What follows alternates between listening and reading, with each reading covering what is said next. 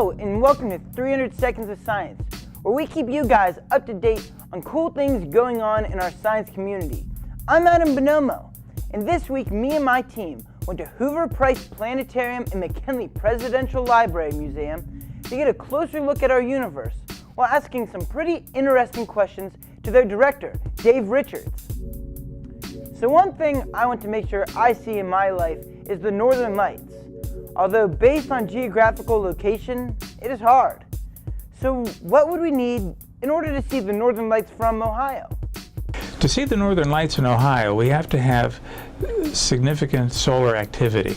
There's what's called a K2 value. And you can go to like spaceweather.com, and if it hits a value of 9, which means there's a lot of solar activity that's interfering with the Earth's magnetic field, and if it hits a scale of 9, that means the auroral activity will dip as far into the Earth down towards northeast Ohio. At one time, many years ago, it dipped as far as Cuba. Dave Richards takes pride in educating people about our world and others. I have to say, it was awesome to walk around the museum. We saw a multitude of awesome exhibits, ranging from a dinosaur exhibit to looking at bacteria on a microscope. There were many great things to see at the museum, although we wondered, what other things can we see from our own backyard?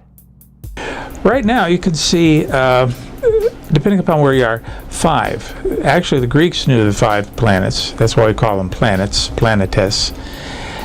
You can see Mercury, Venus, Mars, Jupiter, Saturn. If you have really good vision, you can see Uranus. Well, we see things moving in front of us all the time, although we are also, in fact, always moving. Actually, if we ever stopped moving, we would go hurling forward through the air.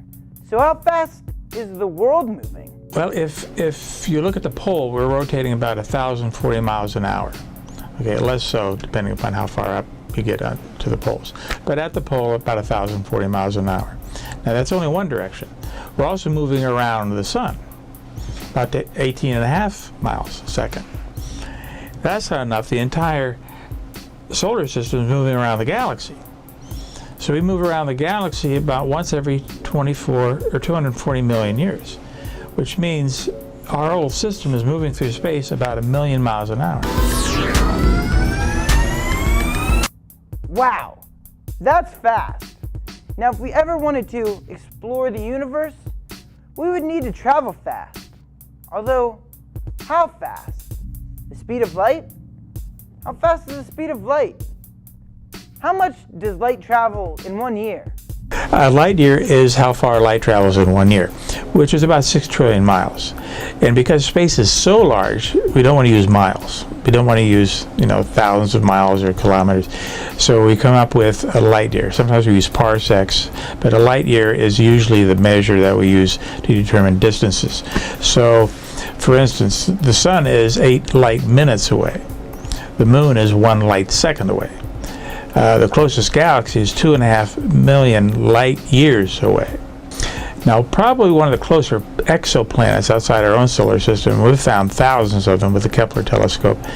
One of the closest ones that it's about 20 light years away, which is 20 times 6 trillion, which is really a terribly long distance. The closest star next to the sun is Proxima Centauri, and it's 4.2 light years away. Then we now realize there are billions of galaxies. So our idea of the universe became extremely larger in 1925 with the realization other galaxies exist. And if something happens in that galaxy, a star goes nova, we won't know it for 2.5 million years, because that's how long it's going to take light to reach Mars. Really puts you in the context of size whenever you break it down like that. When we see our size in the scale of the universe, well guys, I'm Adam Bonomo, and that was 300 Seconds of Science. So go out, enjoy life, and stay curious.